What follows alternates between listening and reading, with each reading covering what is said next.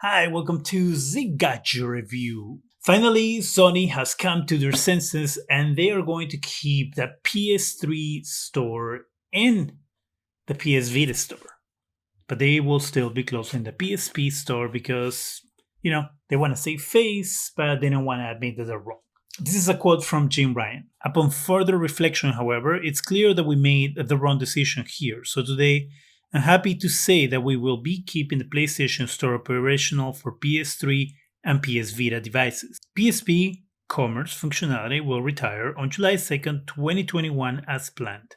They saw the amount of people that didn't like what they were hearing from Sony.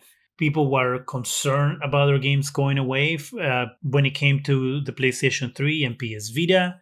The fear was that there were a lot of games that weren't going to be able to be playable once the stores were closed because they are digital games.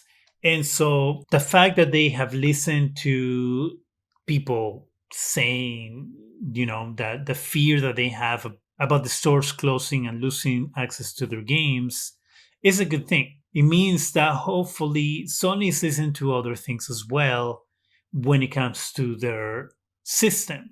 For example, backwards compatibility, one of these things. Hopefully, they will also listen to their studios and realize that they don't have to make games that are Academy Award winning type games that can be quirky and weird and interesting to play, but not necessarily amazing, unfolding tales when you play them. The other issue that this brings is, of course, the fact that digital goods are at the mercy of these companies. And once these companies decide to do whatever they want with their digital stores, you might lose access to digital goods. It's a problem because people still own these games, right? The PlayStation 3 technically is an old system, but it's still a system that exists and works. There's a lot of people who have a PlayStation 3 who I'm sure play games on it. Same thing with an Xbox 360. There's many people who have an Xbox 360 who still play games on it. And so the fact that Sony had this idea of closing down their store, that didn't make any sense at the time. The fact that they're going to keep it open now is a good thing for that consumer. But also, how long will they keep it open? I know they say they're going to keep it open pretty much for the foreseeable future, but they could change their mind in 2 years from now and say, you know what, we don't want to keep it open anymore. We're just going to close it. And then people might complain, but there might not be enough people using those digital goods for them to keep it open. And that creates an issue because if you ever want to go back to play one of these games and you don't have access to it because you decided to make the purchase digitally, it's an issue. And a company cannot say, well, it's your fault because you didn't play it when you had to play it. What?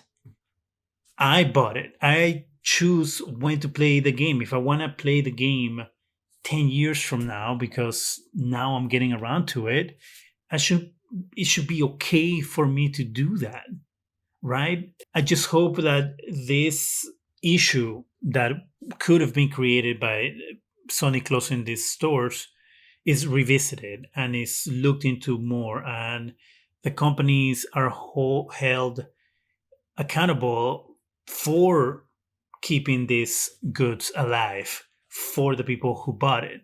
And if they do decide to shut down and close access to certain games, then I think at that point the consumer should have some sort of credit for having spent money on something that they don't have access to anymore. I mean, it's only fair, unless of course the company goes out of business and all that, which completely that's another issue.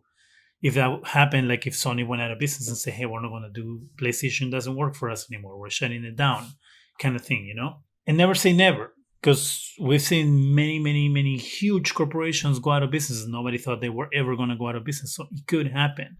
But here's hoping that Sony is listening to their consumers, that Sony is paying attention to the user base, and that they do implement some more things that their user base is asking for, and that they don't pretend that the things that people want just don't matter. So Sony, maybe it's time to put that ego aside and listen to the people who buy your consoles.